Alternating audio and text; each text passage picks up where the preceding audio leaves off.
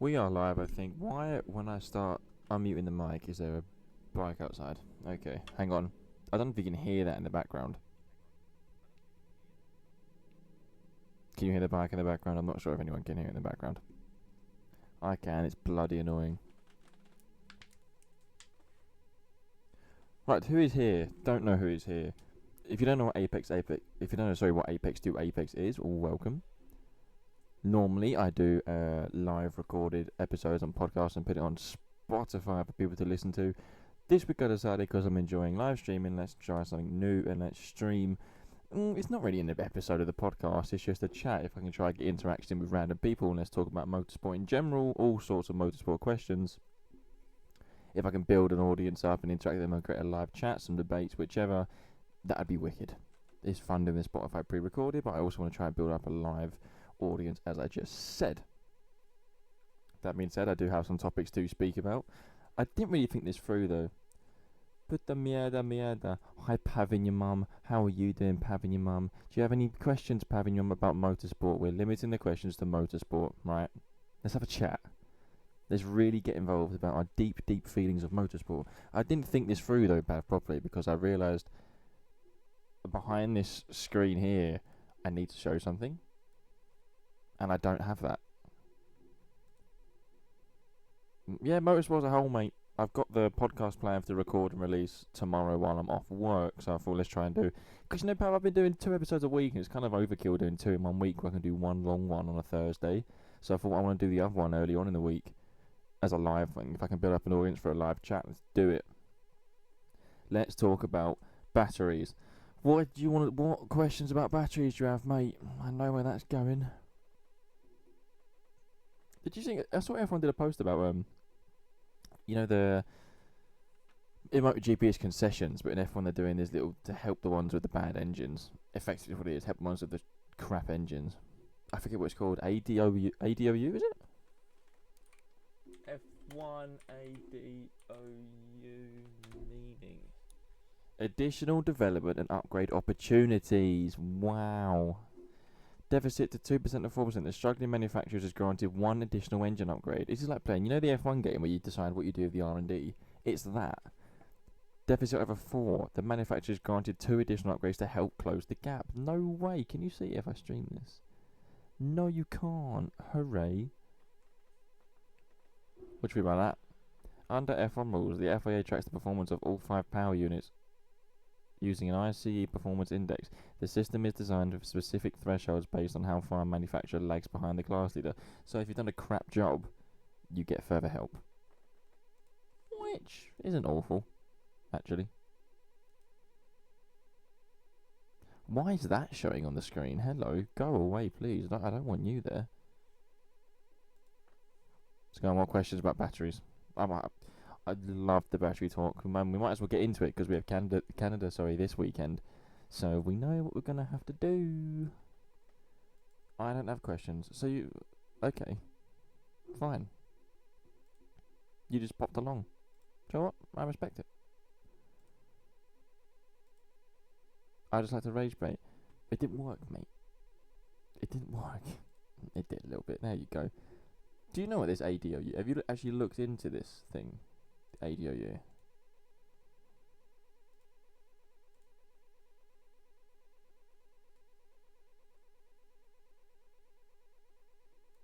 Why is that there? What is this, by the way? Sorry, I'm figuring out what is on the screen right now.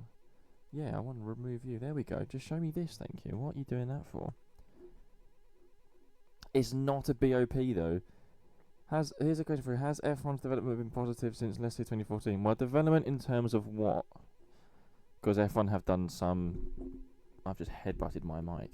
The F1 have done some good things since 2014 and some...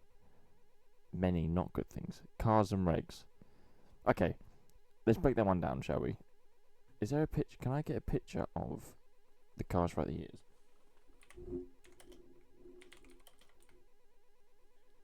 I can't reach my keyboard.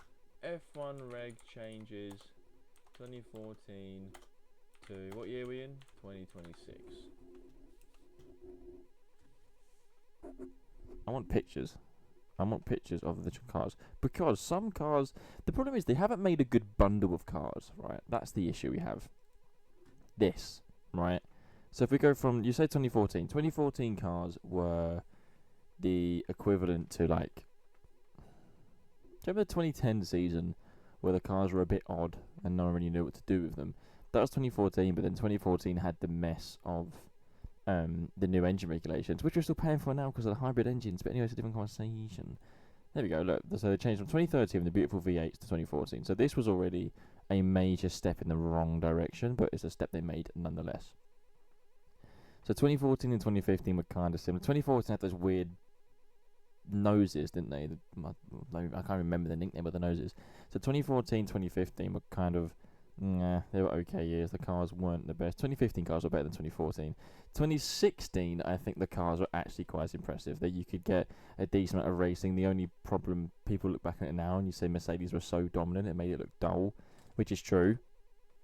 They're not wrong in that aspect. It was kind of dull because of the dominance by Mercedes, but at the same time, the cars weren't bad.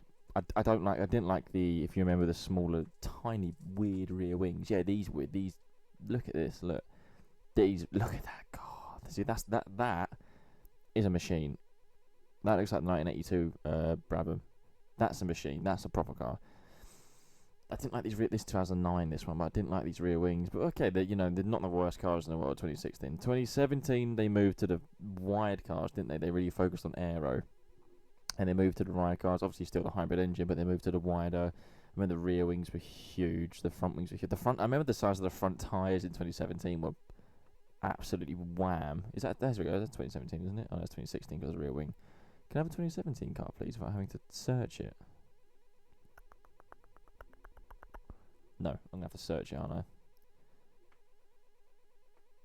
Anyway, you know the point. If you remember the 2017 cars, you know the exact point I'm making.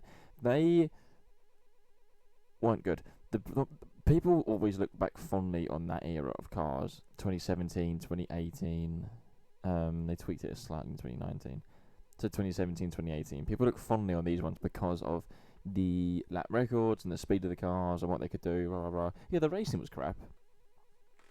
The cars were too heavy, but that's also because of the hybrid engine. So that's 2014, again, still biting us in the arse.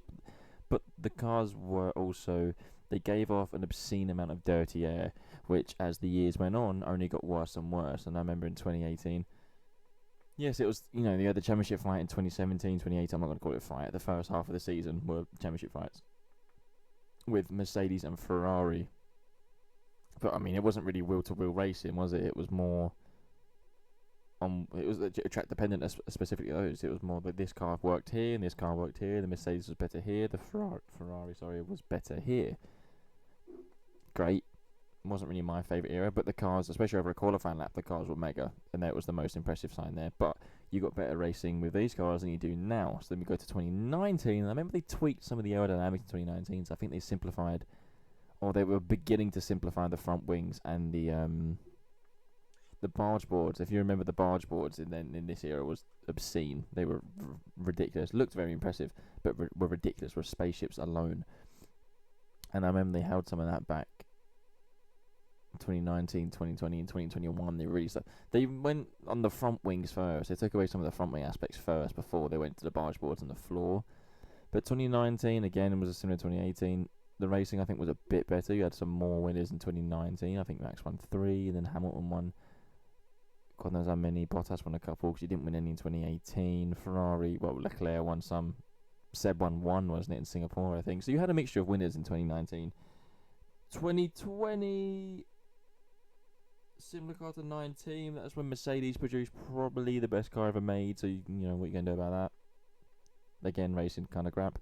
Because of the aero, because of the heavy cars, because of the dirty air, because the drivers are getting weaker and weaker in terms of actual racing ability. Oh, that's a conversation. The driver's ability to race nowadays and how much it's decreased since the old days.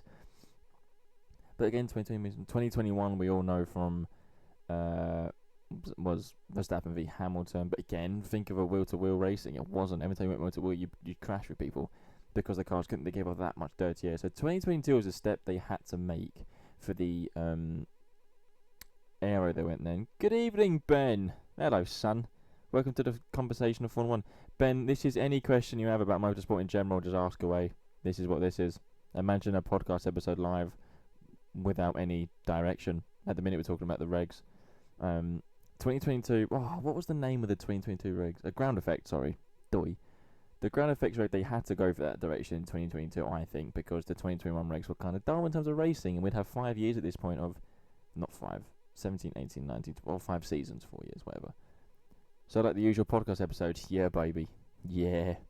But now I can feed off questions, right? So if you're going to join in, ask questions. Joking. 2022...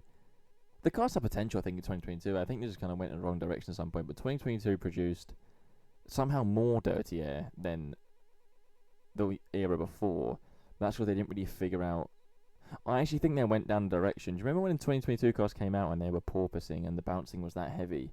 I think they went down a direction, in my opinion, then. To fix that, they actually sacrificed the potential of these cars for the safety of the drivers. Which, on one hand, you get it. On the other hand, you bounce a little bit. Do you know what I mean? It wasn't, you're a Formula 1 driver, get over it. Some was extreme, I understand that. But they kind of had to, but again, the racing again wasn't actually good, and the cars were even heavier. We went in this stupid direction of the cars were getting heavier and heavier every time the new regs came out. So that I don't understand what genius for direction that was for Formula 1, but hybrid engine, here we are. And they're wider as well. I'll answer that in a sec, Ben, hang on. 2023, everyone finds it dull, but I liked it because Max dominated, and I just enjoyed watching their domination that year, even though the racing... Again, the racing wasn't the best. 2024, you probably had the best racing, but the 2024 and 2025 was the point where these ground effect cars were at the max point. Like, yes, okay, the F1 team probably could find an upgrade to go faster, but it was bloody difficult to find those last attempts now to increase the speed of what you're doing, and they'd now caught up with what the speed was doing in the era before, which people didn't think they'd do, but they managed to do that, and the racing was a little bit better, but again you had the same problem where the ground effect was sucking the cars down to the track so much that you just couldn't follow another car. It was a lot better than, let's say, 2022 when they started, I think, actually, which is ironic. But again, I think they changed from those directions at the right time. What they had to do is a very obvious direction they had to go for these ones. I think they've got the aero right this year. You just had to put a natural, a combustion engine in. Do you know what I mean? But they put the wrong engine in, so now we're in these ones. So have they gone in the wrong direction, Pav? Is what you're asking, or have they been positive? Yes, in terms of they have produced brilliant cars to watch, especially in qualifying. But they've produced not good racing cars. They've produced good one-lap cars. So for that direction, yes, but for racing direction, no, not really. Ben, here's a question. With Max Make's move into GT racing, endurance racing, do you think his move is opening the door to potentially move more drivers doing these side quests, and how it could be beneficial for motorsport overall? Let me tell you something. I adore that's a strong word, when Formula 1 drivers, go somewhere else while they're still racing Formula 1 and prove why Formula 1 drivers are the best drivers on the planet. Max is doing exactly that, and Max will do Le Mans, and I can't wait for him to do Le Mans. And I loved it when Alonso, do you remember in 2017 when he went and did the Indy 500 for McLaren and was competitive? I think he was running 5th or something, wasn't he, until his car broke down. Honda. And I think it's only a positive, I mean, it can get a negative if you have certain drivers doing it.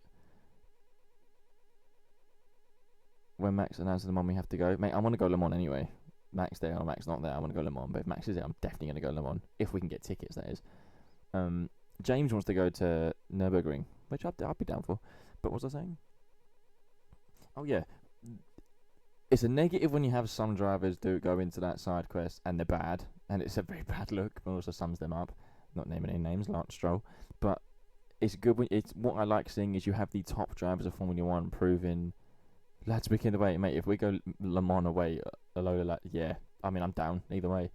But I like when you have the top drivers doing multiple things. I would love the top drivers to do in Formula 1 to try the 500, because I really like the Indy 500, and I understand their aspect of it's bloody terrifying. They don't want to get injured, or like look at Alex Rossi recently. He qualified second, and then the practice day after, his foot's in a cast because of a crash he had at the 500, or the practice for the 500. Sorry. But no, yes, I do think it is beneficial for motorsport overall. I think it's good to get big names in other series and other cars for a one-off, or even if they compete in multiple races. But it's also good just to get exposure on other series of racing. And that's the problem with motorsport, being a motorsport series when you're not Formula One, is you're always going to be compared to Formula One, and that's unfair for them because they can never be compared to Formula One. But yes, I mean, I can't think. Try and name me a negative of the top drivers like Max going and doing these side quests. Or let's say, it's interesting that Hamilton never was interested in it, but I do think Leclerc one day would do it. Because I think they're kind of getting bored of Formula One. If this is the year to do it as a Formula One driver, it'll be this one and possibly next year. But of course, next year they've see with this like rule changes. But I do think they're bored of these Formula One cars. These Formula One cars aren't fun to drive, and frankly, a GT car looks very fun to drive. So it's all about enjoyment. Have they killed the enjoyment of these Formula One cars? Absolutely. Leclerc's brother's already doing it, so I'm surprised he hasn't. Here's the difference, though. Arthur Leclerc, is it? I know he was at Brands Hatch when you were there. But the difference is Max drives for a team called Red Bull, who will let his team do that. I don't think Ferrari will let their drivers do it. They might let Leclerc do Le Mans in the Ferrari hypercar if they're short on drivers, but they're not short on drivers. That's the problem. Not F1 teams are so, because I guarantee you next year Formula One will change the schedule slightly. So there will be a race on the weekend of next year's Nürburgring 24 hours, so Max can't do it. That's the thing. Formula One is so protective of what they do. Watching the 24-hour Nürburgring proved to me that there is good fun compared to racing outside of F1. Actually, perhaps that's valid. I know a lot of people who watch Formula One, especially the last few years, are just getting into motorsport, so they just think Formula One is the pinnacle. Everyone knows what Formula One is. But it's good when people start to realise there's racing outside of it, which is more entertaining, because Formula One is not an overtake fest. And frankly, Formula One, even in the golden era with Senna and everyone, Formula One has never been an overtake fest. It's about strategy and tactics, never overtaking. That's why I wish more people would watch MotoGP, because the risk and the danger involved in that, and also the level of ability and racing and skill in that, is a completely different field to Formula One. And this is why I love motorsport, because it moulds into the same category. It moulds into racing. Don't think Red Bull much of a choice of Max. No. Absolutely. I bet they love the fact he drives a Mercedes as well. Although apparently Ford wanted him to drive their new Mustang, which is a gorgeous car actually. You maybe want to Google them on now just to look at it. Hello?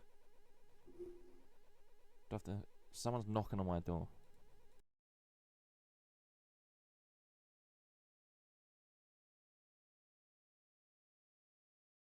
Turns out no one knocked on my door. Maybe it's Max. If Max knocked on my door, I'd faint. Right, let's be honest. Le Mans F1. Why is it telling me this? See, this is what I don't understand. Oh yeah, Alonso did a demo run, didn't he? This is the guy who did his 24-hour sim race, then went and run it in Imola. He did do. I remember the commentators were slating him for doing that, and I was always like, what right do you have to slate him? Because he's Aggie on the radio. Max is always Aggie on the radio. It's like he didn't. That was confusing. Yeah, Ben, you were one of them. You were one of them. It's fine. I forgive you because you've seen the light now. But that's the thing with. I'm also glad sim racing's got more of a. Yeah, I know. I'm also glad sim racing's got more of a light on it. Because it does help. Karting now and grassroots. It's not football, but grassroots racing is far too expensive. So what Max has done here is he's put the limelight and the spotlight on sim racing to show the effect sim racing can have and how good it is nowadays with certain equipment. Obviously, you can't have a Logitech G29 and come in a GT car and be fast. No disrespect, but it's along the same lines. You're still using the same platforms, and that's what by Max doing. Because the 24 hours actually they went on before Max even was doing that. One of his teammates at Verstappen Racing was it? Yeah, it was Danny Yancandela, wasn't it, or something? Yeah, I know. And over the next 5 to 10 years, you're going to see many races in GT cars, especially GT cars, because they're more fun on the sims. Many are going to be from sim racing. I don't think we're going to see as much in single seaters, purely because you can't. I don't think you can replicate the single seater feeling on a sim compared to real life. But I think GTs can get kind of similar, obviously with, take away some things because you are in a sim. But in 10 years' time, you'll see a lot of the field are going to be from sim racers, and it's guaranteed because people can't afford to kart now. People absolutely cannot afford to do that. Who got pole last year at Le Mans? I don't remember this. Is it Porsche? But here's a question: if Max does Le Mans, do you reckon he'll do the hypercar or the GT car? Because I have a slight feeling he'll do the GT car. I don't think he cares about the hypercar, to be honest. Yeah, GT. I agree. I agree. I think you're going to see my embarrassing YouTube history if I do this now. Yeah, Sidemen Away. I watched the last video actually. That made me laugh. Home, please. Oh, I want to watch that. That's loud. I think all the riders were depressed after that one. He'd do GT 100%. He doesn't go near anything. The thing is, right? The people who don't watch a lot of endurance racing, like the World Endurance Championship, for example, they give a bad rep to the hypercars. Let me tell you, the hypercars they use in World Endurance are very, very impressive, and they've got the balance of performance and they've got the hybrid system correct. And Formula One couldn't copy that because then it looks like they're copying World Endurance, and that's something they never want to look like they're doing because it's all politics. However, the World Endurance cars, the hypercars, are an incredible piece of machinery, incredible piece of engineering. Because look at the Aston Martin, for example. That's a V12 in there. It's a V12. The hybrid system is a bit, shite because it's not really a hybrid system. Hence why it's not winning. But you get some that are just. I would drive the hypercar. I'm not. F1's this weekend in Canada. I'm not excited for it because of I don't like the cars. I don't know what they've done. But if the World Endurance is on, I'll stick that on because it's much more a challenge, I think, to drive these hypercars. I watched this. Sounds sad, but the other night when I was laying in bed, I whacked the projector on, right, and I had the onboard of last year's Aston Martin 007 car in the night stint in Le Mans. Let me tell you something. They have to push those cars still, and they're good cars. They're impressive to drive. They're impressive to look at. They don't even sound half bad. I'll be watching Spa this weekend. So will I. And Spa's. Am I working? Maybe. But Spa is, I guess. I mean, any vehicle of any sort is great on Spa. The fact that Formula One are rotating Spa with Zandvoort, get in the bin, right? Don't touch Spa. Formula One should be paying Spa to have Spa on the calendar. And before anyone says, "Oh, the races are done at Spa," no. The Formula One races are done at Spa because Formula One at the minute can make any track in the world look shite. Look what he did to Suzuka. Watch the GT racing at Spa. Watch anything at Spa. Actually, they were there recently, weren't they? What am I on about this weekend? I swear they were there recently because the Aston Martin had a tangle on the grass. Yeah, they were there recently, Ben. What are you on about? What is racing there this weekend? I've just clocked. Because recently the Aston Martin was going down the Kemmel Straight and it tangled with someone, went in the grass and went in the wall at the end of the straight. It's the is it the World Challenge thing? Oh man, what's that actually? I thought it was about World Endurance initially. F1 doing F1 things. I mean, yeah, and it pains me to say that because I do love F1. Like it'll always be my number one, but it's just difficult. I don't like the people who run the sport, and annoyingly, the people who own Formula One right now own MotoGP. And they're trying to take MotoGP to Miami, and they're getting rid of Phillip Island, which is the best track for MotoGP in the world. And they're going to a street track in Adelaide. It's like I don't understand Liberty Media. I don't understand the thought of them. They want the views on it, but I mean they're going to kill the MotoGP riders. Fact. Because they're idiots. Is the series went to watching primes? Yeah, I know they won the World Challenge, the GT World Challenge. Again, I'd drive one of those cars if I could. You two really I know, Pav, I know you're just getting into MotoGP. But Ben, you should get into MotoGP as well. I'll always advertise it to everyone. MotoGP is the creme de la creme. It's also the scariest.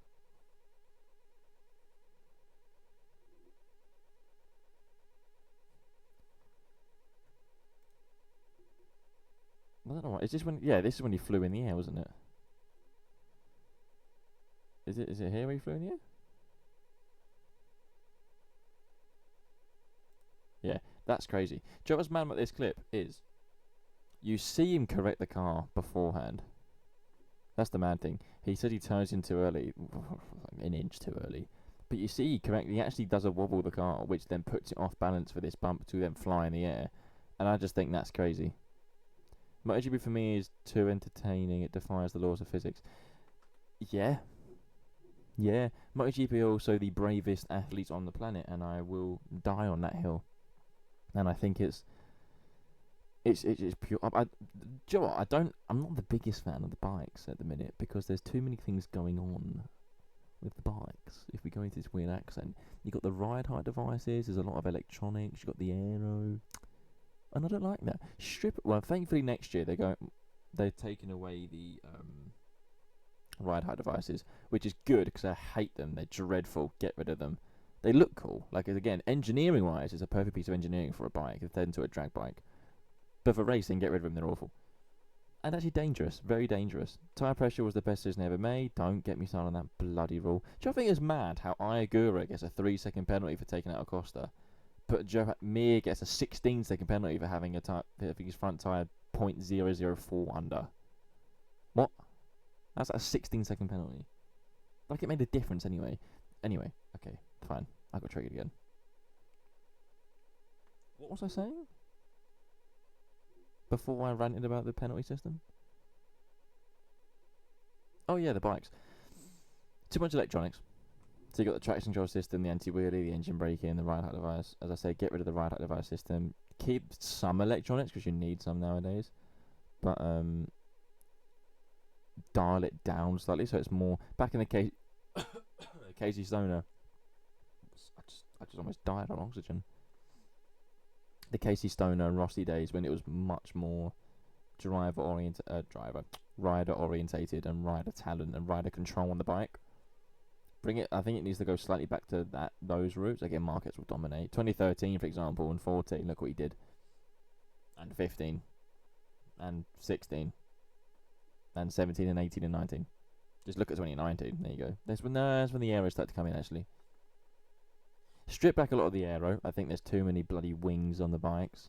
There's too many weird things coming from a Formula 1 car onto a MotoGP bike, which isn't right. Again, which now produces some dirty air on a bike, which I think is impressive how they've done that.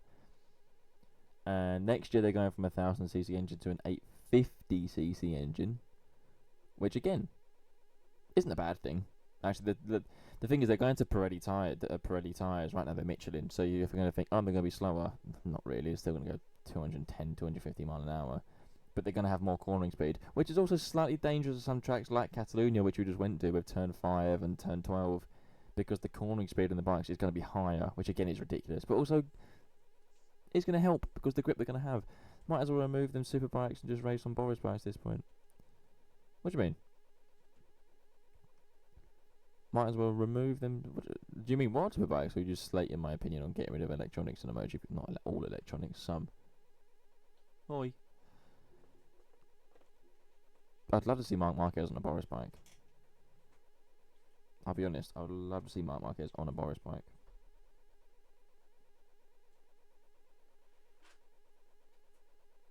But again, it's weird how MotoGP don't have.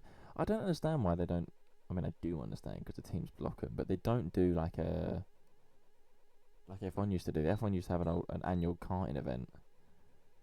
Marco's leaning a Lion bike. Yeah.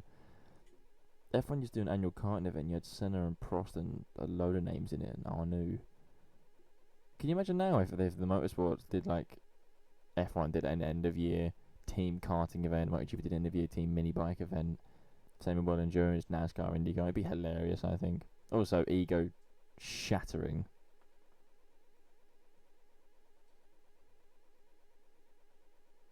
Which is why they won't do it.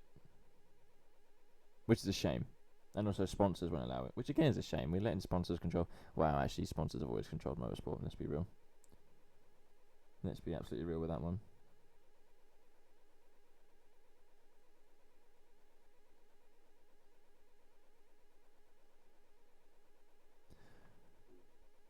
I've just got the image of Marquez now drifting a line bike, which is quite funny to me. Actually, it's very funny to me to see that. Nürburgring is a crazy track that we're doing. Just watching the GT lap back. It is a mental track. This is the car, the Ford. This one here, the Ford Mustang, the 2016. It's a hell of a machine, and I'm not surprised Ford, obviously with the Red, they are the Red Bull engines. I'm not surprised they want Max in it. However, imagine the gold mine and have media eyes with that if Max drives the Mustang. Max 24 hours at the ring in a Dacia. Yeah. Yeah. We'd still do alright. No one would go quicker than him in that car than he would. That's the funniest thing. That is the funniest thing.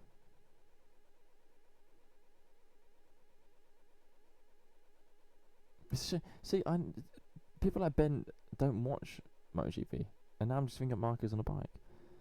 At least the Dacia finished the race. Well, that's a hard shot. That's tough. Didn't you have one wheel off at one point?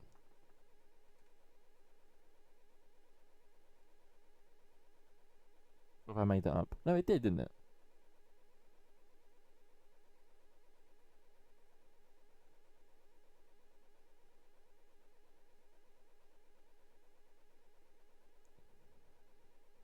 Or was it? Yes, it did, because that was when Max actually retired from the race, wasn't it? It was like 10 minutes after the camera cut to the Dacia on the side of the road and one wheel. No, sorry, one missing wheel. So yes, I do remember that. That's quite funny. I mean, painful, but also funny.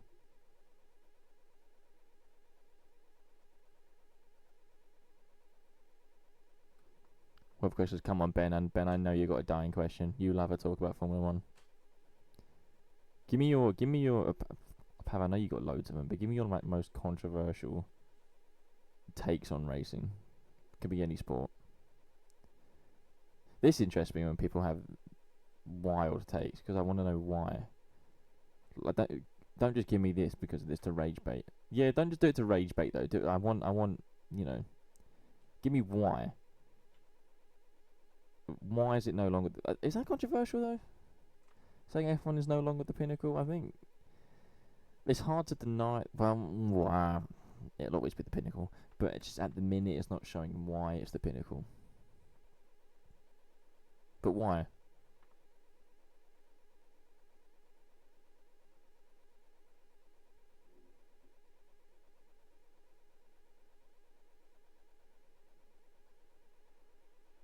That's the thing. Name me a series.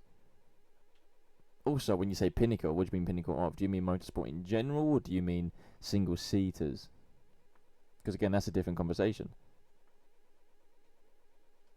It needs substance. Pinnacle of, my opinion is firmly that Formula One is the pinnacle of racing. It's not. It's just not showing it. It's definitely a pinnacle of single seaters. Every single seater driver wants to be in Formula One. Every GT driver wants to be in Formula One. But not all of them can, especially cost-wise. Not all of them can, because it's, a lot of the pay drivers, especially. Well, there's always been pay drivers in Formula One, but interesting.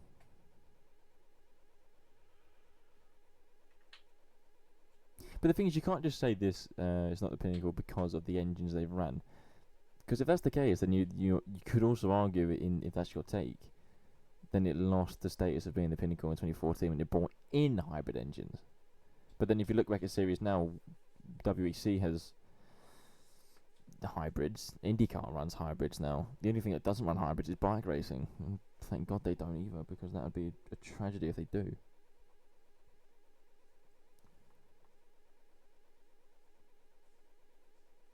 But saying it's not the pinnacle.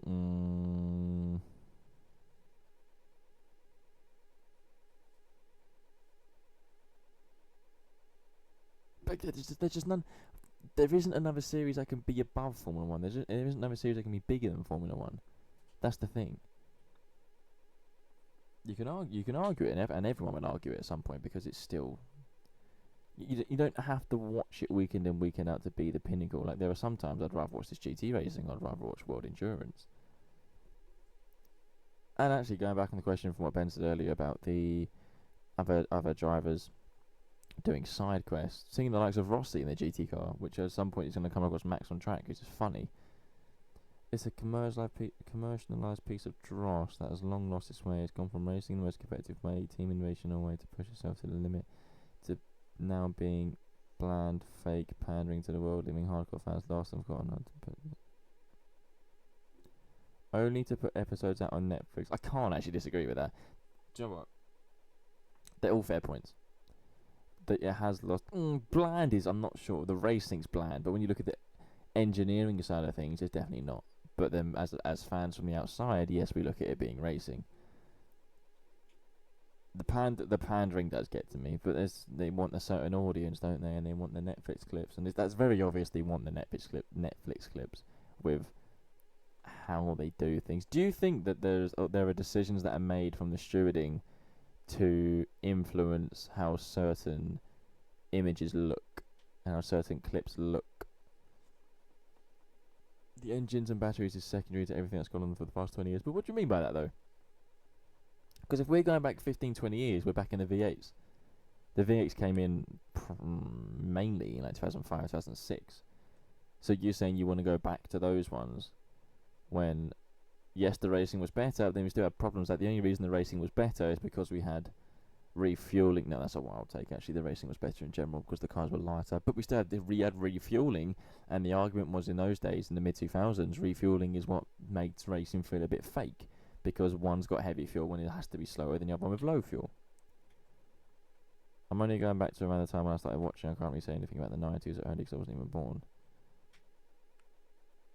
The good, like if we go back on, Formula 1 had a golden recipe in 2012 with the V8s, the lighter cars, the racing you could get. They just introduced DRS, which I don't think was a bad thing. I think DRS helped a lot of things in getting rid of it.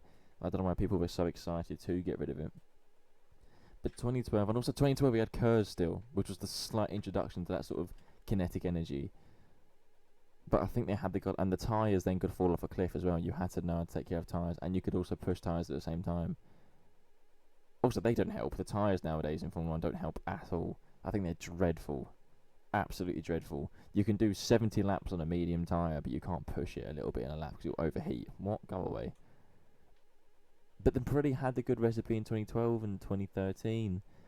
The funny thing about 2013 is the season started so well, then Vettel went to win the last 9 races in a row, kind of out of nowhere, because they weren't that good the first half of the season. Which again, odd, but again, that's the recipe they had for those cars, and it worked.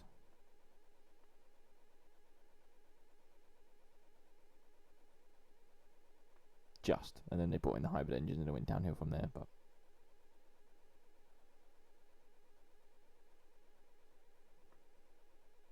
Joe, I'm trying to get in this chat. I'm trying to get James in. Message James.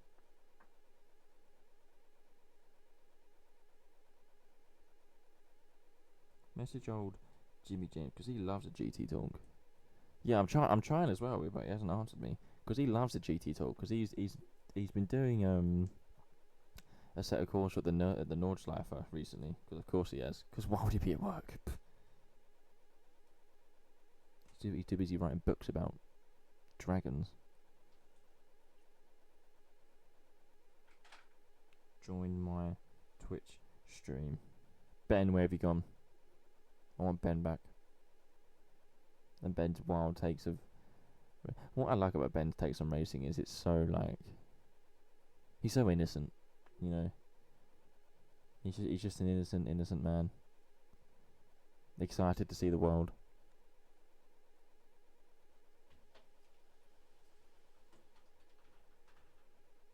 Do you reckon more people... Oh, this is a good question I just thought of. How much more of the audience in GT racing with other racers doing it is going to grow in the next 3 to 5 years? Because more drivers are going to do more races, thankfully. Who's the most go-to motorsport driver in history? I don't like that question. I think it's one, it's all opinion. Because, like, you know, one of the best drivers in history is Gilles Villeneuve, but he only had 6 race wins. And it's like, people are like, oh, look at the stats. Oh, don't bother me with the stats. The problem with motorsport when you compare GOATs is eras. And you knew I was going to say that, but it is eras. Like, you cannot compare the likes of Jim Clark with what they drove to the likes of Michael Schumacher with what he drove in the early 2000s. Because it's too... You can see what drivers are obviously the special ones. And you can rank them all on opinion, but there's no guaranteed answer. You sound like Hunt. Don't mix that into the issue of the sport, because it's kind of it's funny for a sport that runs off of stats. If you speak about stats and you mix it with opinion, it does kill the interest in it, because it's. But that's also that's also the turning point. That it is also the interest in it, because it's you people have opinions on it. But you know, people say, "Oh, Hamilton, Schumacher, 7 world titles." I don't.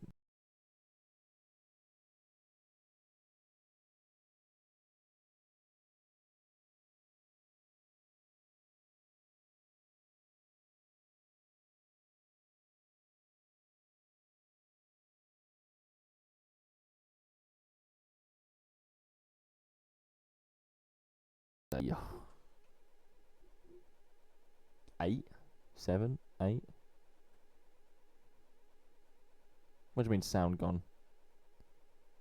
Where's my sound gone?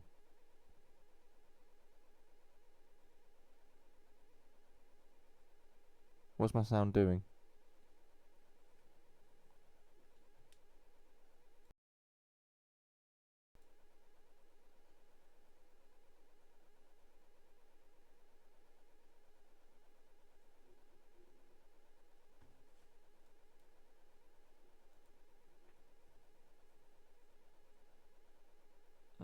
What?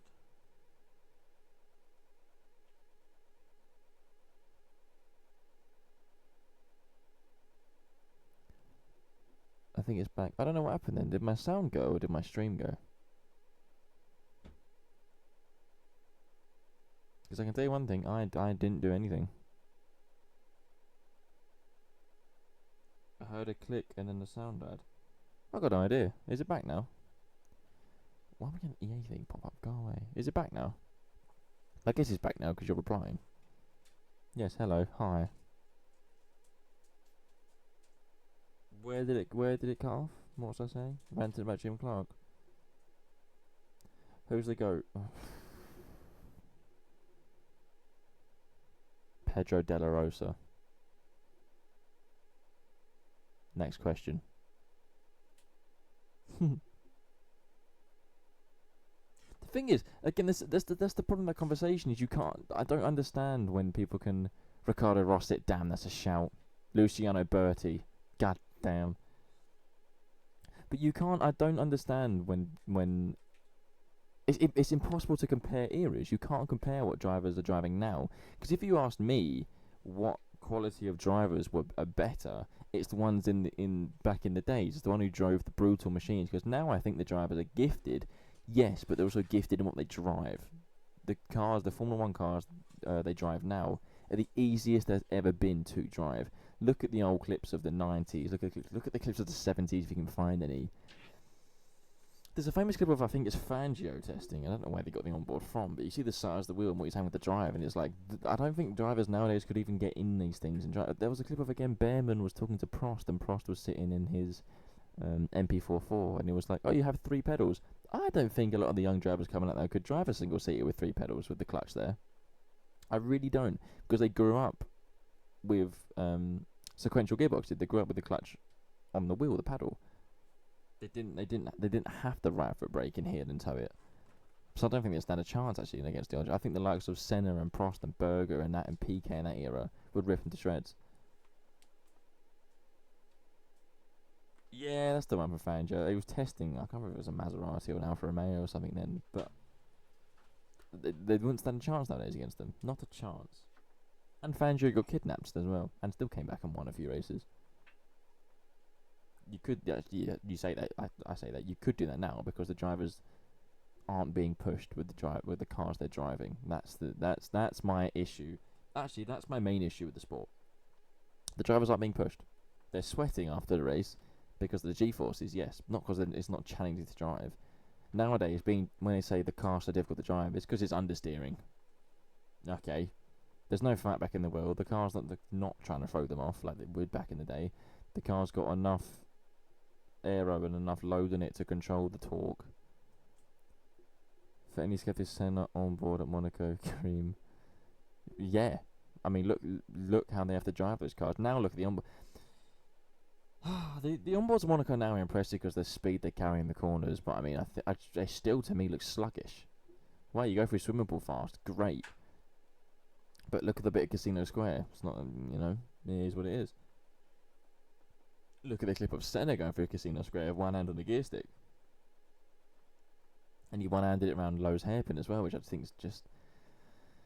Formula 1 lacks that. It lacks the shine now of the cars. It could improve. It could go, especially if they go back to V8s like they said in hopefully in a couple of years. It could. I'm gonna go. I'll overtake at Monaco and double decker. Oh, you'll overtake at Monaco and a double decker.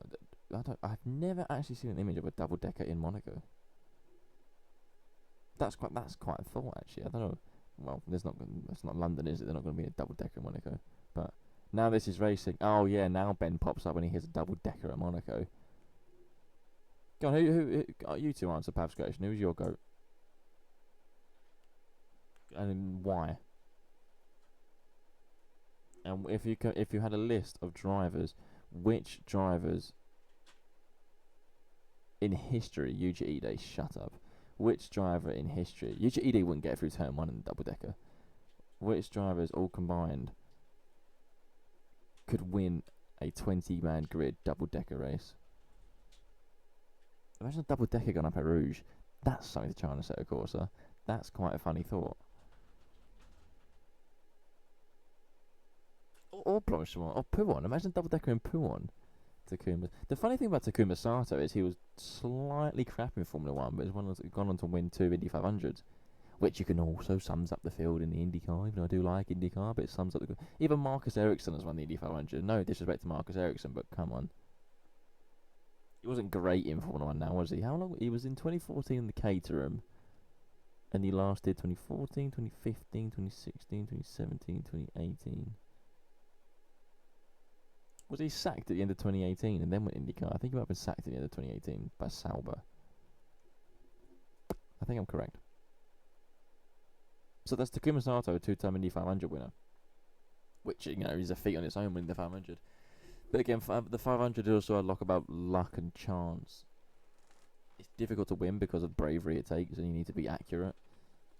But, I mean, Scott Dixon's barely won any Indy 500s. I think he's won 2 or something. He's won on pole 5 or 6 times. He's won, what is it, 6 IndyCar Championships, 7? But maybe that's why the Indy 500 is such a special race, because of things like that.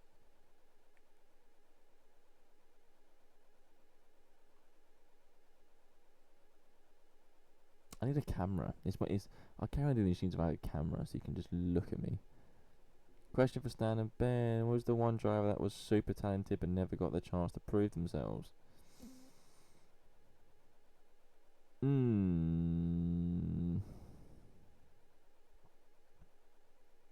Gilles.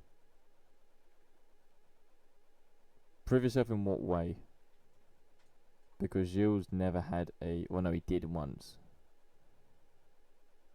You didn't know what you did, don't say. He did once. I say prove yourself, but he did prove himself because he had 1979. He had the best car, but he was respectful for the team orders. Hence why Scheckter. That's the only reason Scheckter won it, by the way, was because Gilles respected the team and the team orders. Gilles is one of them. I would say.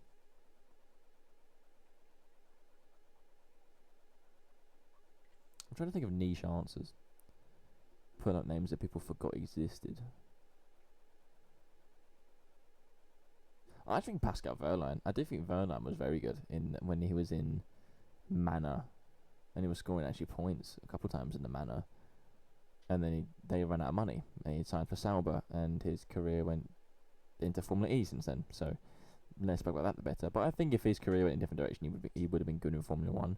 I think Nick Heidfeld was actually quite good. We could say Kubica. Actually, Kubica is probably one of the main ones as well. And I know you'd agree with Kubica.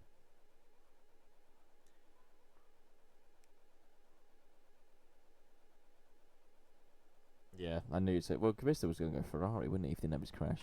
Which is, again, that's one of the reasons why teams don't like their drivers doing other races, because of the Kubica crash. There's so many names. We can go in the mid-80s. We can go to Elio De Angelis, who never got his chance in a leading car. I think it's... Ben, did you just say Rossi for never got the chance to prove themselves in MotoGP? And Fogarty for... Is this the... Ben, did your answer the GOAT question? I'm going to assume that's the GOAT question, not the super talent but never got the... Yeah, I was going to say, what are you smoking today if that's it? Colin McRae, GOAT Rally, that's a wild... Well, not a wild take, but that's an interesting one. How many championships did he win here? Was it 2 or 3? F1 Schumacher. Why Schumacher? Don't just say 7 titles. Why Schumacher? Rossi. Okay, I'm not going to argue that one. It's Rossi. The 2 answers that is Rossi and Marquez. Argue it will. Superbikes. Oh, Superbikes Carl Fogarty in the mid-90s. Not Jonathan Ray, who's won again if he got on stats more titles. But Fogarty on the... Oh, he won a couple on the Ducati, but I don't remember the first team he won it with in the early 90s. Fogarty was huge in England as well.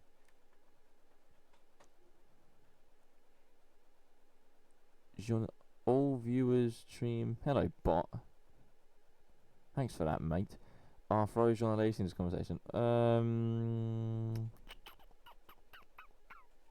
Jean Lacey, yeah, is kind of one, but at the same time, he was great in the Tyrrell, and then you're not going to turn on a Ferrari move, and then he was just desperate for the Ferrari move to work. Eddie Irvine. Why Eddie Irvine? Where's that shout come from? Show me why. I'm not saying Eddie Irvine was a bad driver. I just think he was kind of average. John Lacey is a shout though in the Tyrrell days, but again he was just loyal to Ferrari, and why wouldn't you be? Eddie Jordan, what a go, Eddie Jordan. Eddie Jordan is one of the best team managers. Now he didn't win any championships, but he won races in literally a start-up team. You know, that was the impression of Jordan. He was the one. He never had any money, but he stayed on the grid for a long time. And then the Jordan cars were always gorgeous as well. Especially was it 2003, the Fisichella one with the sharp nose, and then you had the late 90s where the front nose was a snake. Yeah, the good old days. The good old days. That was fun. Eddie Irvine's a wild shout. Next, you're going to say Frentzen. Stanley Jones, another one. Never made it, but should have. Listen, Stanley Jones still has time to make it in some way or another, right? The stick could come out at F1 Arcade again whenever he's there on a Sunday. I don't make my sandwiches.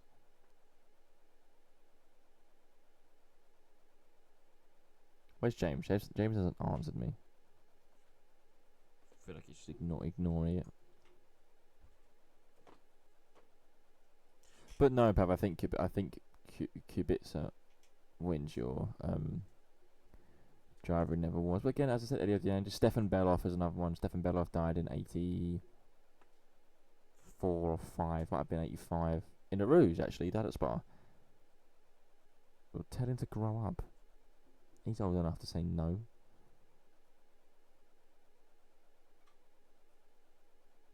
Was 85? Yeah, he died. It was again. It was actually an endurance race. Stefan Beloff died at. He went to the wall on the left at Eau Rouge. One reason I don't get is NASCAR. Toto Wolff crashing at the Nürburgring. I forget he used to race Toto Wolff, didn't he? He used to race GT cars. He used to race Mercedes as well. He used to race Mercedes with a Red Bull race suit. The famous picture of his blue Red Bull race suit, which is quite funny when you look back at it now.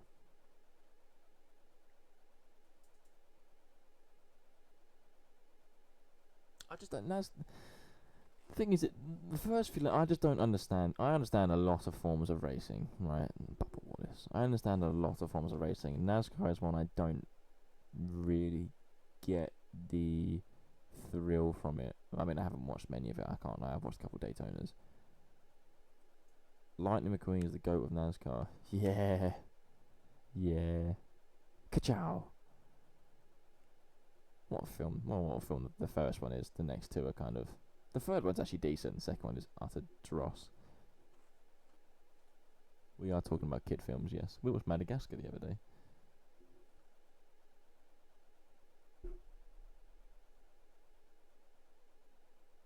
I've made many statements, mate. I don't know when you agree with that. Is the GOAT? The first one's the GOAT film. Yeah, if that's the statement, then fully you can't not agree with that.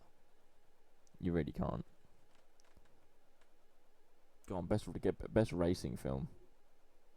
It's not. Don't say the F1 movie because it's not the F1 movie. In fact, you're banned to say the F1 movie. Rush. Let me tell you something about Rush. Right, Drive to Survive. Wash your mouth out. Let me tell you something about Rush.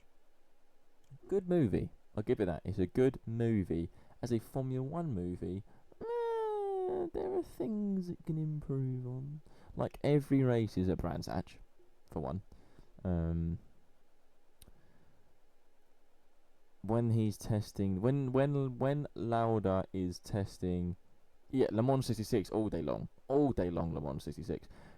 With Rush, when Lauda is first testing the Ferrari and they're at Paul Ricard, okay, and do you remember the scene where the camera's behind Lauda and he's looking across and you see the building with the Paul Ricard title on top of the building? The cars are coming past him from his left to his right, so passing this way. Yes, Le Mans 66 all day long.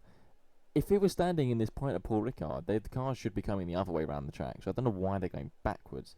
And it's also quite clearly at Brands Hatch, they're on the main straight at Brands Hatch. And then when he's testing the Ferrari at Fiorano, he goes, "Oh, you can say it's a Ferrari, it's a shitbox." Yeah, that's the pit entry at Brands Hatch. I don't care if it's a movie. You hide things like that. That's what I don't understand about it. It's like in the F1 movie when the guy tried to go around Max on the outside of the last corner at Monza, hit the curb and crashed in the air, which is a crash that's happened. He departed the track in Italy and he landed in Kent at Brands Hatch. That's impressive how you've done that. That's really good. You flew for a while, I can't lie. Didn't even go through security, and I was like, they don't hide things like that, and I don't get why. And then when Lauda returns at Monza, it's quite clearly when you're looking through the eyes of Lauda, especially when two cars come together and they touch rear wheels. It's Brands Hatch. There was proper airtime on that car when it flipped. Yeah, I know. But that crash, it was actually based off. Did anyone watch the... Hello, Scott. Did anyone watch the Ayrton Senna series? Yeah, I did. I actually think the guy that played Senna didn't actually do a bad job. I thought he was actually okay. I didn't like how every F4 race and F3 race, not F4, F3 race was at the same track. I don't know if you noticed that. It's genuinely the same track every time. They didn't even hide it. But then I think they did other things well. And they did other things very bad at the same time. Go on, Scott. We've been having conversations about the greatest of all time and the most underrated. Now you can do any motorsport. Name anyone you want. I have a feeling your views are going to be baffling. Floss London. It could be MotoGP as well.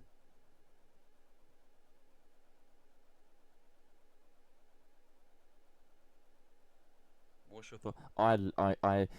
Guy Martin is one of the people I would love to meet and just talk to him, because I think his brain is brilliant. One, he's funny, and two, he's a very talented rider. He's a very talented driver. Well, he crashes a lot, and he's a very, very talented engineer. And I think the shows he did, especially back in it must be about 5, 6, 7 years ago, maybe even 10 years ago at this point, when he'd try and break the records. I think he's brilliant. I'd love to have a conversation with him, and the conversation would last for ages as well. There was a MotoGP race in America. It was 2019 at COTA when Marquez crashed, and he got interviewed on the grid, and it was the best grid interview there's ever been. Some of it was great, some of it was budget. Yeah, but you kind of expect that from that sort of series, though, don't you? Nigel Mansell's mustache. Dustbin Dan the Williams, man. I can't stand Mansell because my dad can't stand Mansell. I've grown up in a household that despises Nigel Mansell. My dad was there in '86 when he won at Brands Hatch and hated every second of it. Built his own bike for the TT, if I'm not mistaken. I think he's done that a couple of times. And he had a huge offer at the TT as well and ended up in someone's garden. Stan, get you done in the chat. He's sleeping, mate. Look at the time. You joking? He's got work at 11 or something. I should get him in the chat one day and just mention, next time he's in the chat, if any of you are here, bring up Nigel Mansell and he won't be able to resist a hate comment. He will not be able to resist it because he cannot stand the guy. Dustbin Dan the Williams, man.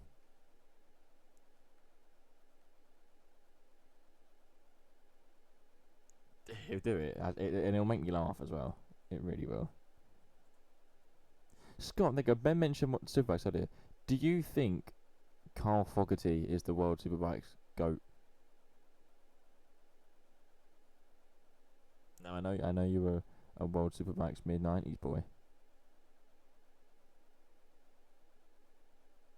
We used to have a painting of Carl Fogarty in the house years ago. It was a good one as well when he was a Ducati.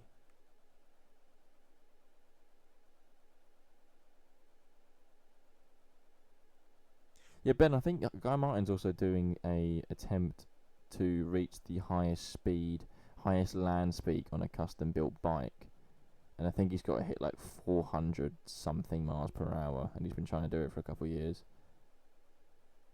I knew Foggy would be in your favourites.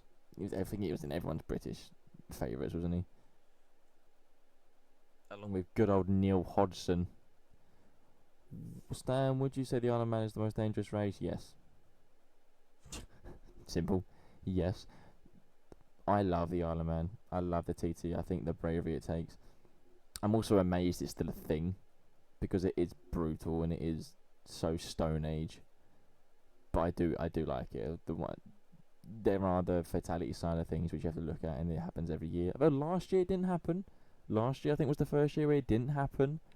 But like, we lost the rider a few weeks ago in the Northwest 200, so that just shows the side of that sort of racing. But I do love the TT. It's unlike anything else on the planet.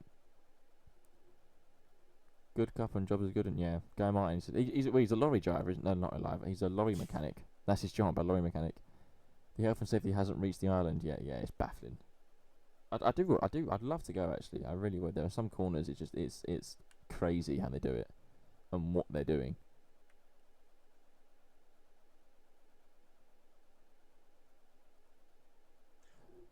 Scott, if you had one motorsport question to ask to anyone here, so me, Pav, Ben, ask it.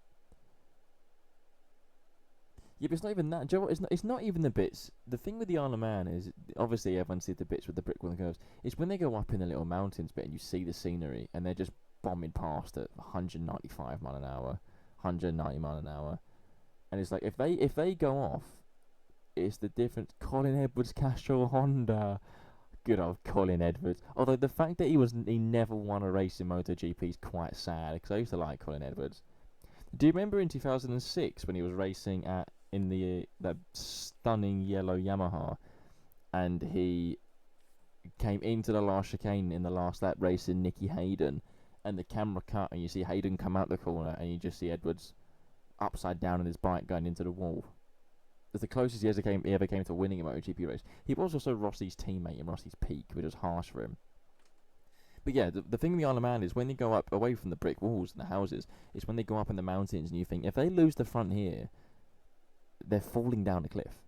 Like, there's nothing to stop them from a 50 feet drop. And they just bolt into fourth gear and pin the throttle, and I was like, yeah, they're different. They're absolutely different.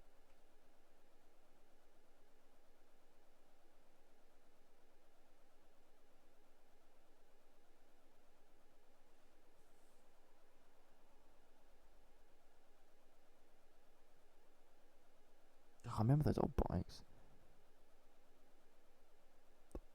We break the 140 lap. I mean, it's gonna happen, is it not, with the development of these bikes? I can't see a reason why it won't. The thing is, you would put your money on Dunlop to hit that, but he's just moved to Ducati, isn't he? And I don't think he's as comfortable on the Ducati as he wants to be compared to... What was he on before? Was he on BMW before? I could be wrong on that one. You got Dunlop, you got Hickman. But again, with the development of these bikes and the technology there, you kind of have to imagine it's gonna happen, breaking the 140 barrier. What about when Rossi had a trial for Ferrari or swapped with Hamilton? Oh, that was in 2000 and... well, yeah, two. He had two tests, actually. One was not a test, but became a test in 2000 and... Oh... 4? 3? It was early on. And then he had one in 2008. Yeah, 2004. It's 3 or 4. And then he had one again like 2008 where he... I think it was the 2004 one where he really considered swapping for 2006, where I think he was offered the Toro Rosso drive, which would have been crazy, because in 2006, yeah, because 2006 Toro Rosso had a Ferrari engine. So instead of Sebastian Bourdais, it would have been Valentino Rossi. I think the bike world are delighted he didn't do that. I think the next gen are coming through now. Yeah, but the problem with the Isle of Man TT is you're still going to have those names up there. Like you had was it John McGuinness or something? Who was the old boy that won the other day in the Northwest? Was it McGuinness? And he's like 62 or something. The thing with those sort of tracks is it's about experience as well as anything else. Good old Dunlop. He's the only one left now, isn't he? Imagine if Rossi did go to Toro Rosso in 06.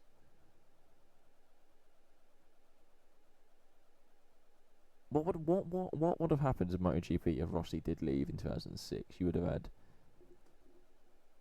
I mean, you had the Casey Stoney years afterwards, and then Lorenzo. They still would have come through, but they would not have been as famous as they were because they wouldn't have fought against Rossi, and that's really who Rossi made their careers. Let's be honest. But do you think swapping from bike to cars was an easy switch for Rossi? Do you mean on since he retired? Probably because Rossi. It's not like Rossi was riding his bike for those years and never drove. He also did the rally every year at Monza, rallycross at Monza, and Rossi's always been very very fast in a car, especially a single seater car when he tested. Because I remember his lap times reading it. I remember his lap times weren't even bad when he tested a Ferrari.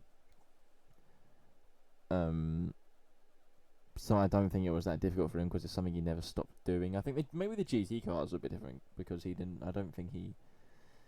If he did test the GT cars before, it was very well hidden.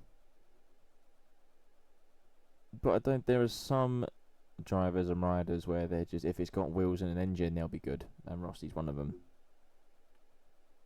I do think Rossi would be better in the car than Mark, but I do think Mark is better on the bike than what Rossi was. There's your opinion.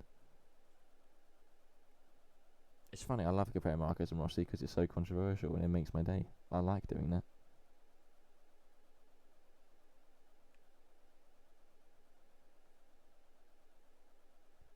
How crazy is it though that a sport that evolves around a few people driving a vehicle around a piece of tarmac can produce so much fandom and adrenaline and also so much hatred at the same time? Bikes to cars would definitely be easier than the other way. Oh, for sure, for sure. Was it who was the guy in 1964? John Surtees. John Surtees went from winning the it was MotoGP, but it was just also kind of superbikes then, both at the same time. He won, was it 3 championships in the bomb bikes, and then went to car racing, and within like 3 years won the Formula 1 World title in 1964. So oh yeah, mate, you could cast the bikes would be easily more difficult. Easily. Riding a bike is one thing. Racing a bike is a completely different level of breed. Like normal human beings like us could never race a bike competitively. We could go on a track day, but competitively race and be good, never. Unless you're John Surtees or Rossi. But as I said, they're not normal human beings.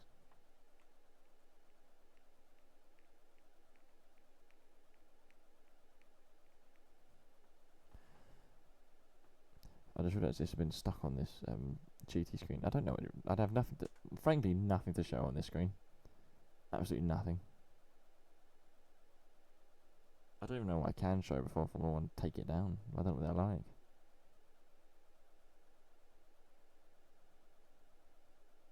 And this is when the camera.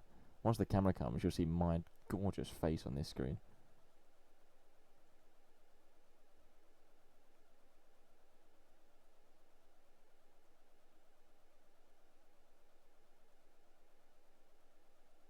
Also, Pav, I can't believe James just kind of binned the stream off.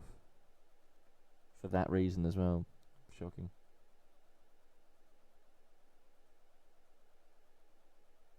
He didn't reply to me, I just realised. He just aired me.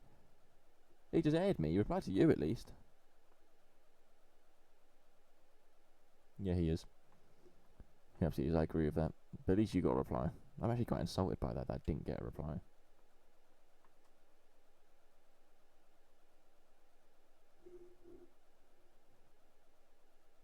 I'm trying to think of questions to get. The funny thing is why I enjoy racing.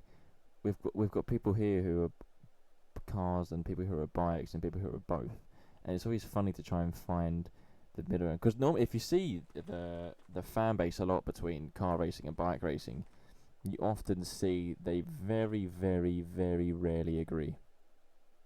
Very rarely agree. For whatever reason that is, they will never get on with each other, and I always find that to be. Do we need a properly successful UK rider in MotoGP for it to gain popularity over here? Yeah, for sure. For sure. I think I'll be getting a ticket from the MotoGP at Silverstone though. Just join us, Ben. I'm there. My missus is there. My dad's there. Scott might be there. Grab it. Scott, have you got your ticket yet, by the way? But yeah, Scott, I agree. We do absolutely need a... But we're not going to have one. We're bad. We're bad. Would that be enough, though? I mean, it would need to be... No, Pav. No. We're not getting noise on the bike. The thing is, we can have... Because we had... big this name up already. We had Cal Crutchlow, right? He was our, And I'm not patriotic, and I wasn't a big fan of Cal Crutchlow. I think he was a big whinger.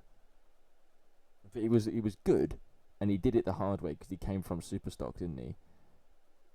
But the last competitive UK one we had would have been Carl Fogarty, and that was even in Superbikes. That wasn't even in MotoGP, which is now... When Fogarty was in MotoGP, it was in World Superbike, sorry.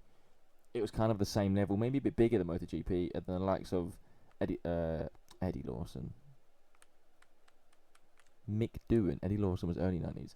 Mick Doohan and Crivier and those boys. And then Rossi came along and it blew up and overtook left Superbike in the dust. Since that, we haven't had one. We had Bradley Smith. Do you remember Bradley Smith? And he was one people put hopes on for. And Scott Redding and Cal Crutchlow. And they're good, but they weren't anywhere near good enough. We say Cal got close, but we're on about a successful... Define a successful rider. Are we saying is just MotoGP successful, or are you on about a championship winner? Because if we're going back to championship winner, in the top class, we're going back to Barry Sheene. And that was, 77 or something. And he only won one or two. Only, like, it's not impressive what they were riding. But he only won, compared to the names around him.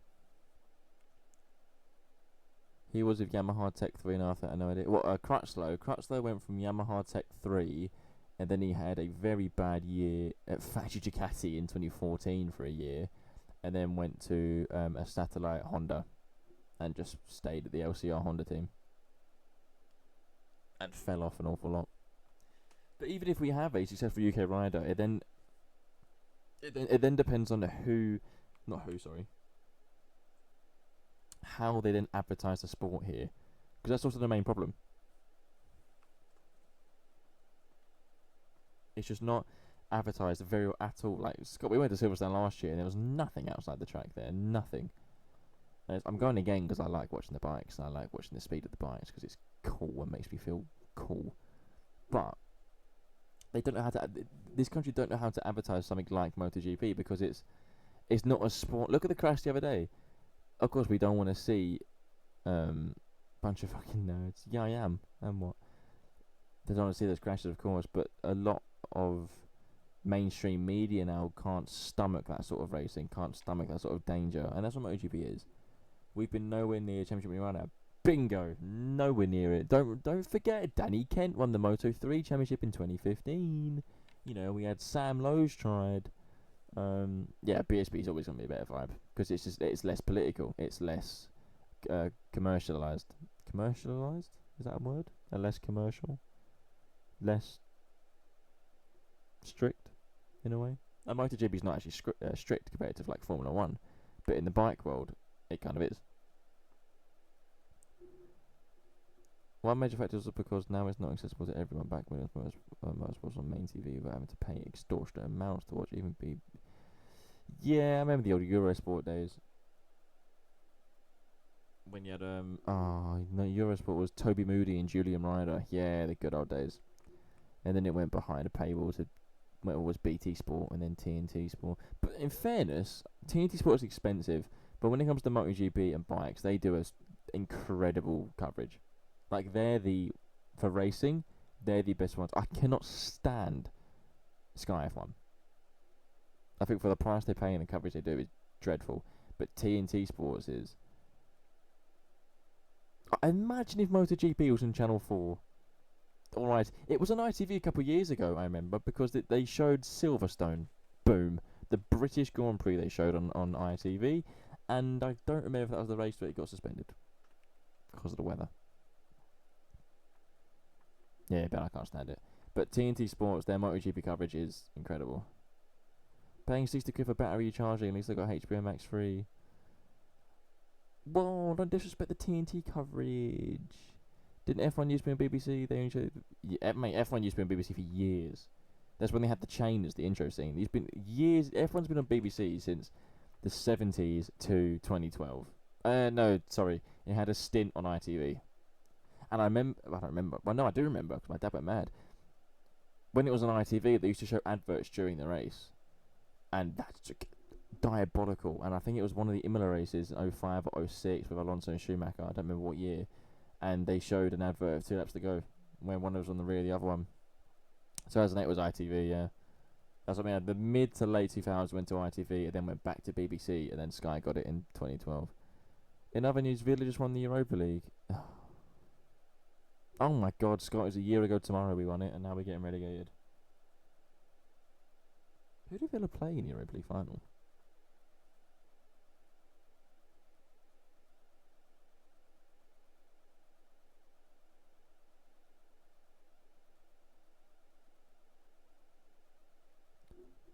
They won 3-0. Okay, yeah, football's dead to me. I don't care about Villa at all, but football's dead to me. Back to racing. A year ago I met you, we were Spurs get on. Yeah, you did. Yeah. Was that the day after? I think it was, wasn't it? Yeah, me and Scott were still on one. Yeah. Yeah. Yeah, that was fun. That was a great couple of days, actually. Now we just cry.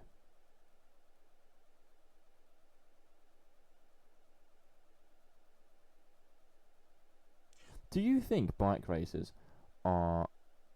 F1 was on ITV in 2008 with ads, because that's smart. Yeah. Do you think bike racers are the best athletes in terms of body conditioning, in terms of what they have to do on the bike? Yeah, I missed the parade. I should have gone to the parade. Yeah, but ads used to, when it was free to air, ads used to be a thing, didn't it? That stopped when Sky came in, because Sky were able to get rid of ads during the actual race itself. On BBC and ITV, it was usual. ITV more. BBC kind of stopped it as much as they could during the actual race itself.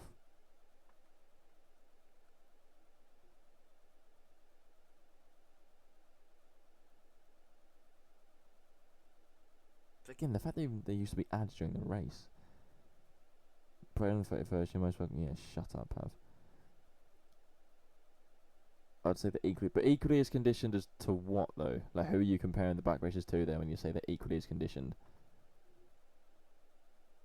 Because I would say bike racers are... I'm going to say better athletes. They're different athletes, but I would think they're better than car racers because they're the core strength. F1 race... Oh, don't know about that one. In fact, I didn't really answer that one. I would say you're wrong. Personally. Because the core strength... F1 drivers, their main focus is their neck, isn't it? Their neck and their weight. But the core strength for GP rider needs to lean for as much as they're doing. Because remember, they're putting that whole weight of the bike. Yes, that helps with the tyres and when they're going at speed. That's still weight they're putting every single corner. What's the difference of G-force between bikes and cars? I don't know how much G a GP rider how much G-force, sorry, a MotoGP rider has, or a bike racer has. But the difference is, Formula 1 have the G-force against their neck and against their head, mainly, doesn't it? Because they're strapped in so tight, their body doesn't move. It's against their neck and their head. That's why they train their necks as much. MotoGP riders, one, they have to be... This is why Top Rack, I think, struggles MotoGP, because the bikes are a bit different, shape-wise, and they have to tuck in. Yeah, lightweight and agile, and ridiculously strong, especially the grip strength they have. So the MotoGP have to tuck in so no wind is hitting them. But then imagine you're tucking in, right, and you're going at even 90 miles an hour. But let's say the MotoGP speed, you're going 190 to 200 miles an hour. When you hit the brakes and you come back up, all the G-force and all the wind resistance and everything is coming against their chest and their arms and their wrists while they're now leaning into the corner. And then when they're leaning, their core strength is what's keeping them up, so they can look at where they're going. Otherwise, they just fall straight to the floor. So I do think it's a different. I do love seeing their leg fly. Yeah, they do it. I remember Marquez at turn 1 in Mugello. They go down 225 mile an hour over the little bump, and you'd see his leg flailing about because of all the air against it. Wrist strength. Some men have that down without racing. Yeah, you perv. Some do. Some do. Maybe you'd be good on a bike. You know, maybe you'd be great on a bike. But I would say, athlete-wise, I'd say bike racers. I mean, car racers and F1 drivers are ridiculously fit, yes. But and also imagine the pain resistance. Bike racers and these MotoGP boys, they don't have the word fear in their brain. They don't have the word. They have the word pain, but compared to what other athletes do, not a chance. Not a chance.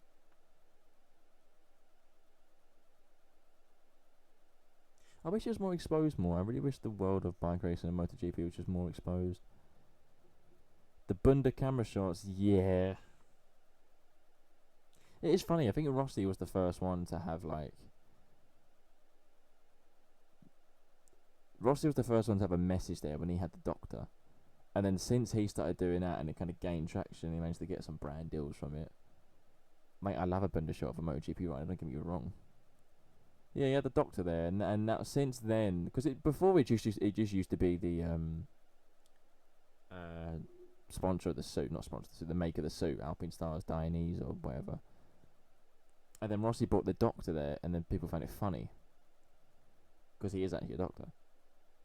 And then it's just spiraled since then. They have all sorts. Bang Eyes is Go Free or something. I'm trying to think of the funniest one I've seen, but not a lot actually funny because they're all nicknames. Alex and Mark just have Alex and Mark in big writing, which I think is a bit funny. Otherwise, I don't really know of anyone else. No, Ross. The thing is, this is why Rossi is considered the GOAT, not just because of what he achieved in his championship wins, but because of what he did for bike racing. He put it on the map, and he happened to be that character where he was a goof, so he was able to be on the map. He was funny. And he'd do these celebrations, he'd do these helmets. Like I remember in 2008, he didn't know what to do for his design of his helmet. Every year at Mugello, he'd have a special helmet, and he didn't know what to do for this one. And he pulled a face, and the guy who designed the helmet said, just do that. And Rossi went, yeah, go on then. So he just had his face on his helmet. So when he's going down the straight, all you're looking at is his face, looking shocked, which I think is just funny, because he said that's what his face does in the helmet. Yeah, but the reason why it was the extreme level was because he put it to the extreme level. Well, actually, that's a lie. I take that back. The reason why it was in the top division is because he put it in the top division. The extreme level, the bike racing extreme level was always there. But no one really capitalised on showing it off like Rossi did. Hence why a lot of people consider Rossi as the GOAT. Away from over 100 race wins and 9 world championships. But he did tarnish his reputation with the Marquez incident. You can't deny that one.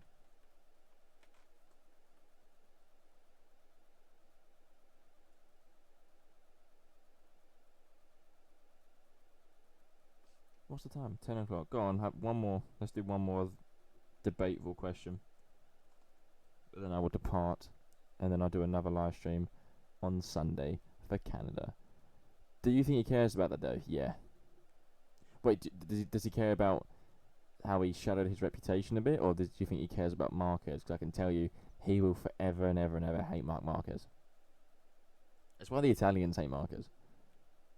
That yeah, he will forever, even if you speak to like Rossi every now and again comes back and he'll talk, and him and his old rivals get on. Like he gets on better now with Lorenzo and Stoner. I still think they'll hate each other secretly.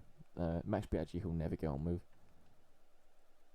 The Marquez one changed him actually, because Marc was the first one to actually get under Rossi's skin, and Marc was the first one to do the same game Rossi was doing to Rossi, and it worked.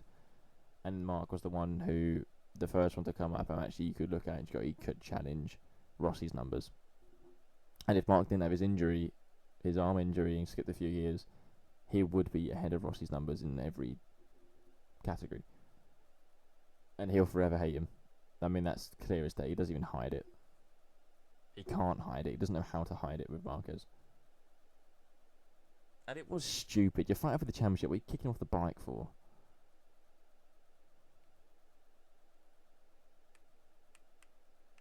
Pav, is that in relation to the Bundeshots, I'm guessing?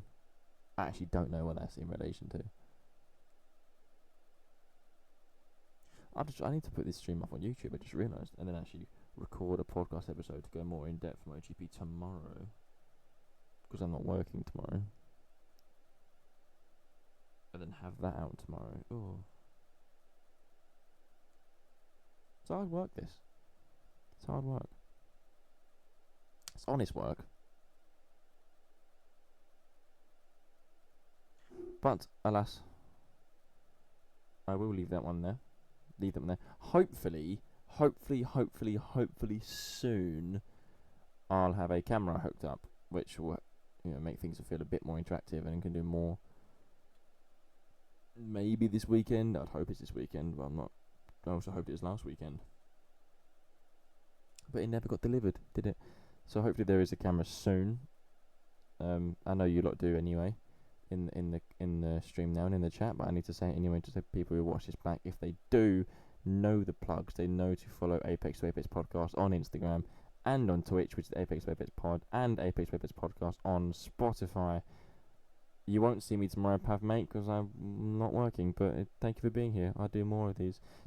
While you're all still here, I do want to do more of these streams and try and build up these numbers of just having an interactive debate and chats. That's an awful last sentence you've just put in the chat, but champions of... instead of doing 2 Spotify ones, I'm going to try and do 1 long Spotify episode, and then just a stream to chat, which I enjoy doing. Apex to Apex on Instagram, Apex to Apex on Spotify, Apex to Apex Pod on Twitch, and Apex to Apex Pod or Podcast, one of them, on YouTube, which is where this one will go. And tomorrow, chat stream with Facecam, yeah. Cam, yeah. You'll get both, mate, next week. Hopefully this weekend. Yes, you keep distracting me when I'm trying to do the plugs and leave. Feet cam, don't ask me twice. They've been right next to me. I've completely lost my train of thought now. What was I saying? I was plugging things, weren't I? Yeah, there will be an episode of Apex to Apex Podcast tomorrow where we will be talking about the Spanish Grand Prix MotoGP with a nightmare weekend for MotoGP itself. Yeah, she would. She's got some knowledge with the sports, though, I'll tell you that. She's got some knowledge with the sports. But, there will be an episode tomorrow all about the Spanish Grand Prix and a look forward to the Canadian Grand Prix. Not that excited about it. But thank you guys for joining and being interactive in the chat. I did enjoy that. We will do it again next week. Hopefully earlier next week, but we'll see. But we'll do it again. I'll give you 20 seconds to do a last message in the chat.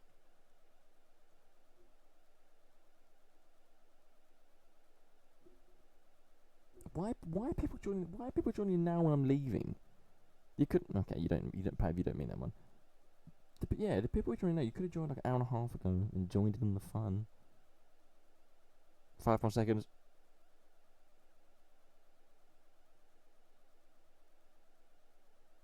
Hello, Sweet Eureka. I'm gonna leave it on Sweet Eureka's message. Oh no, Pabs can't hit a barn door with a banana. What? Okay. I don't even know what that one means. Anyway, thank you for being part of the crew. Thank you for being part of the chat. Thank you for being part of the Twitch stream. Follow where you can. Subscribe when you can. I will be building up Twitch. I will be building up YouTube. I will be building up Spotify. You'll hear my voice tomorrow for the Spotify podcast. And I'll see you this weekend for the Canadian Grand Prix stream. Thank you.